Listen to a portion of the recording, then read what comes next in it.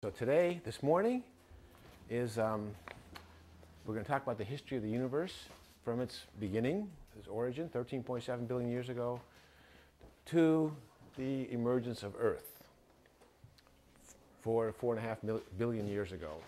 And then this afternoon, we'll be talking about Earth, the evolution of life on Earth for 4 billion years.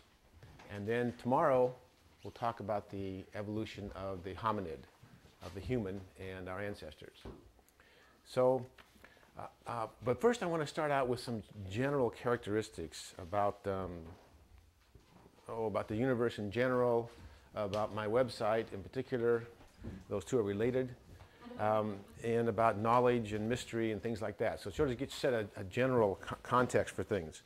First, the question of knowledge and mystery and ignorance. There are three models that I have found. I'd love to find some other ones.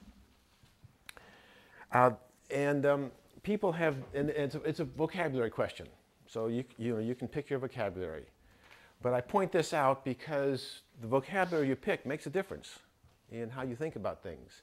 So this way of thinking, here's the one where there's knowledge. We have knowledge, which is, and surrounding that knowledge is ignorance. And the ignorance is what we call mystery. I mean, it's the unknown. So we have the known, and outside of that's the unknown.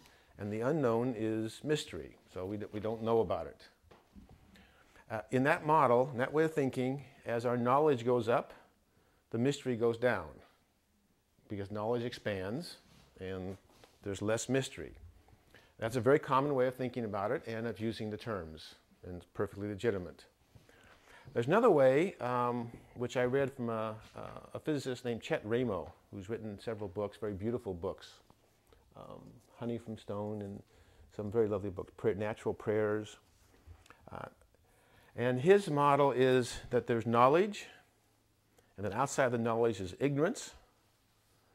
But the mystery is the intersection of knowledge and ignorance.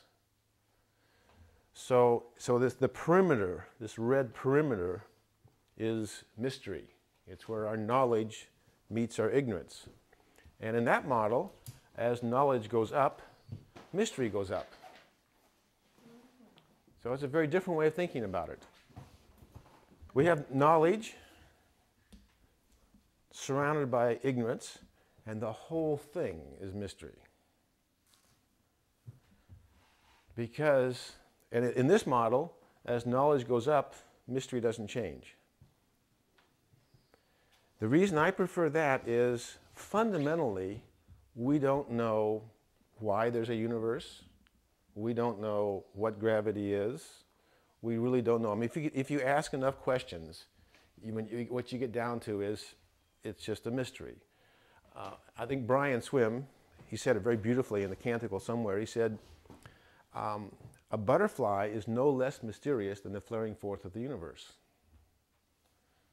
And just because we can state the biochemical set of reactions, let's say, that by which a caterpillar turns into a butterfly, just because you can describe that doesn't mean we understand it. It doesn't mean that it's still not mysterious.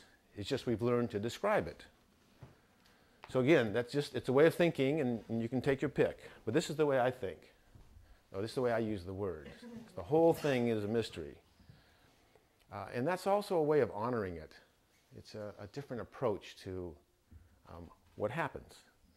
So that, to me, when I describe something, I'm not diminishing it. I'm not diminishing its sacredness. Again, many people coming out of an education in science get the sense that when you describe something, then you've basically dismissed it. You know, well, it's known now, and so it's what the heck? It's not important anymore, or it's not mysterious. I just say get over that, because to me that's a poor way to teach how the world works, how the world functions. Okay.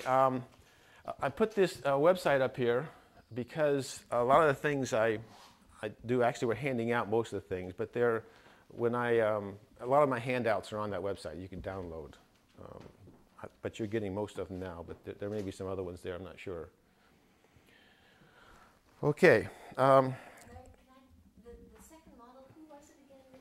Chet Ramo, R-A-Y-M-O. He's a physicist from some college in New England. Stonehill College in New England. Science writer for the Boston Globe. Yeah, a very, very beautiful writer. His books are very worthwhile. Okay, so another thing that now we're talking about mystery and knowledge, the question of science.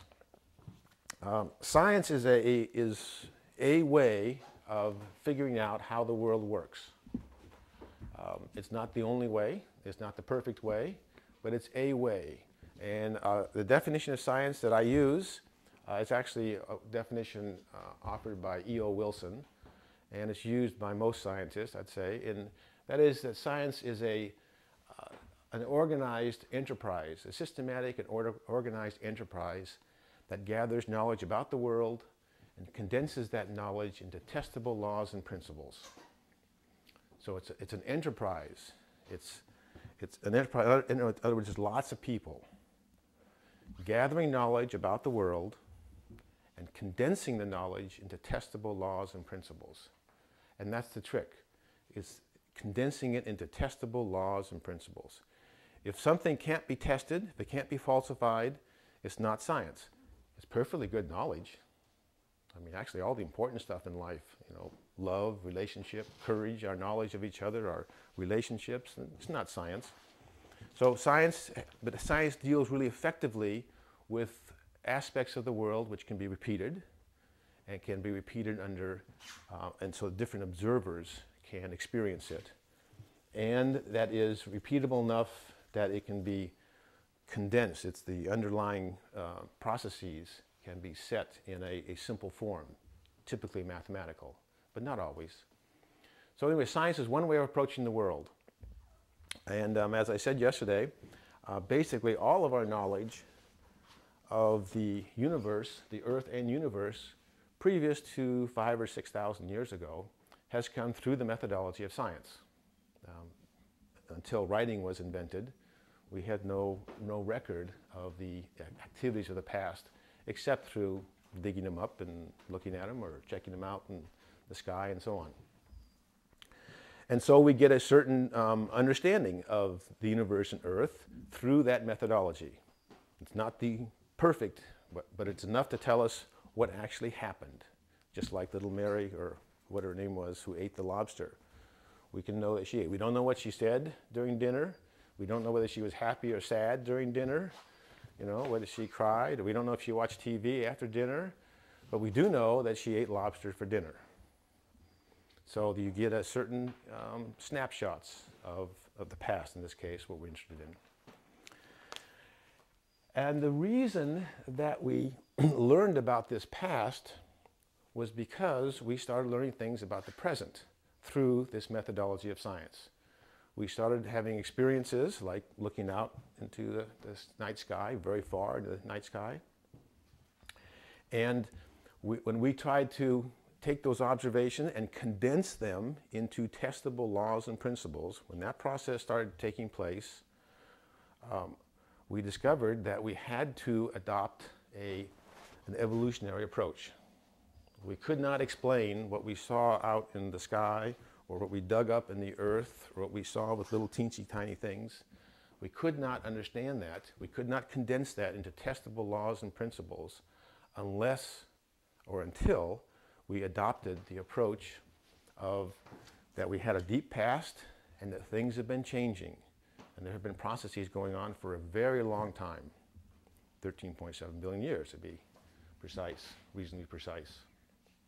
So we were forced into the evolutionary approach by observations of the present. After all, nobody can actually look in the past, right? I mean, all we can do is, we're in the present, we're stuck here in the present. But to understand what we observe in the present, then we had to, our testable laws and principles had to involve processes in the past. Okay, so that's sort of the general overview of science in 15 minutes or 10 minutes. Now, then the question often asked with science is, how much science should I learn? You got all this knowledge, and there's a lot of knowledge about the world today and about how the world used to be. Lots of knowledge. You would be absolutely paralyzed if you were to actually go out and start reading the research literature that comes out all the time, all over the place. So, the question is how much you need to know. So it's a good question. I'm glad you asked it. To some extent, it depends upon what you want to do in life. But the basic answer is you need to know enough science. In other words, by science, science is a tricky word. What I really mean by that is you need to know enough about how the world, in particular the Earth, functions. Okay, 'cause that's what when we say science, people say I'm learning science. It's not really a proper use of the word. What they really mean is I'm learning how the Earth functions, or I'm learning how the universe functions, or I'm learning how humans function. Okay, that's what you really mean when we say science. I don't say that so much because so many people had a bad experience with science in high school and college. But anyway, the question is how much should I learn? The answer is enough to be stunned by the elegance of Earth or of the universe, enough to be stunned by the beauty. If you can look out and look at the photosynthetic processes out there, know enough about photosynthesis to appreciate what those grasses are doing, what those flowers are doing, what those morning glories are doing. If you can appreciate that, if you can be stunned by the elegance and intelligence of that grass out there, then you know enough science. Now, some people are stunned more easily than others. And so, here we are. But I know a friend who, a geneticist at the University of Washington, and he was walking through the forest, and he'd been teaching for, 25 years or so. And one day he looked at a tree, and he was stunned when he realized that tree shared 50% of its genes with him. So you look at a tree, and he was not a tree hugger. He is now, sort of. But he was a good, hard-nosed scientist teaching at a university, doing research, publishing in the journals. And it suddenly hit him that tree and he shared 50% of their genes. That's enough science to know that. Most people don't know that. Most people think, actually most people don't even know what a gene is.